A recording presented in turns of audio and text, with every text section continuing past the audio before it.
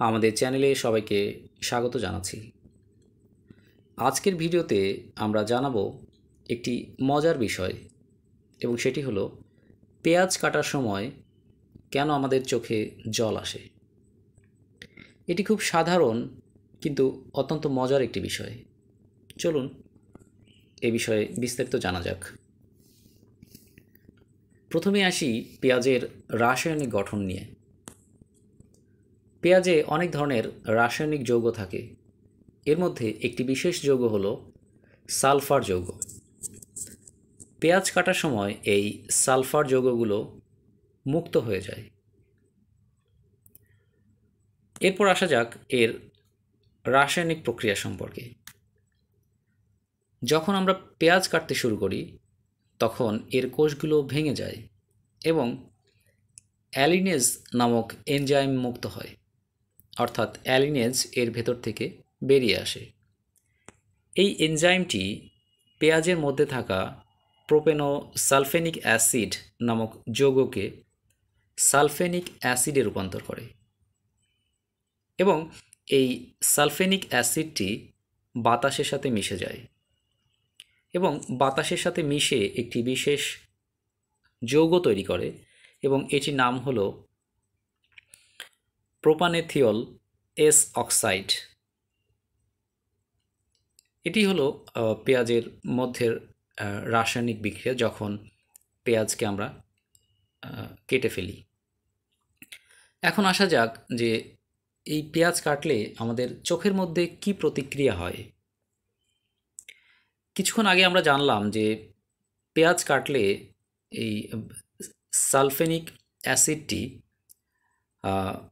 প্রোপেনেথিয়ন S যে oxide আছে এটি তৈরি করে এবং এই অক্সাইড গ্যাসটি আমাদের চোখের সাথে সংস্পর্শে এলে এটি চোখের যে অশ্রুগ্রন্থি আছে সেটির সাথে বিক্রিয়া করে এবং এটি বিক্রিয়া করার ফলে সালফিউরিক অ্যাসিড সৃষ্টি করে। এই অ্যাসিডটি চোখে জ্বালা পোড়ার সৃষ্টি করে এবং আমাদের চোখ থেকে জল পড়তে শুরু করে। আপনি যদি আমাদের চ্যানেলে নতুন হয়ে থাকেন তাহলে চ্যানেলটি সাবস্ক্রাইব করতে পারেন এবং ভিডিওটি ভালো লাগলে এটি শেয়ার করতে পারেন। এখন দেখা যাক যে এই সমস্যার সমাধানের উপায় কী। বিভিন্নভাবেই আমরা এই পেঁয়াজ কাটার সময় যে চোখে জল আসে এটি কিছুটা কমানো সম্ভব বিভিন্ন প্রক্রিয়ার মাধ্যমে, যেমন পেঁয়াজকে ঠান্ডা করা।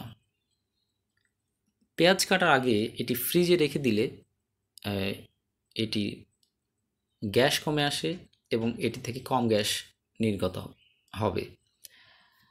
পানির নিচে কাটা। পানির নিচে পেঁয়াজ কাটলে গ্যাস বাতাসে নির্গত হতে পারবে না এবং চোখে জল আসবে না। আরেকটি উপায় হচ্ছে যে ধারালো ছুরি ব্যবহার করা। ধারালো ছুরি ব্যবহার করলে পেঁয়াজের কোষগুলো কম ভাঙবে এবং কম গ্যাস নির্গত হবে এবং বাতাসের নিচে এটি পেঁয়াজ কাটা। বাতাস ব্যবহার করলে গ্যাসকে দ্রুত দূর করা সম্ভব। আমরা আজকের ভিডিওতে দেখলাম যে পেঁয়াজ কাটার সময় কেন চোখে জল আসে এবং এর সাধারণ সমাধান সম্পর্কে। আশা করি এই তথ্যগুলো আপনাদের ভালো লেগেছে এবং যদি ভিডিওটি ভালো লেগে থাকে তাহলে চ্যানেলটি সাবস্ক্রাইব করুন এবং এটি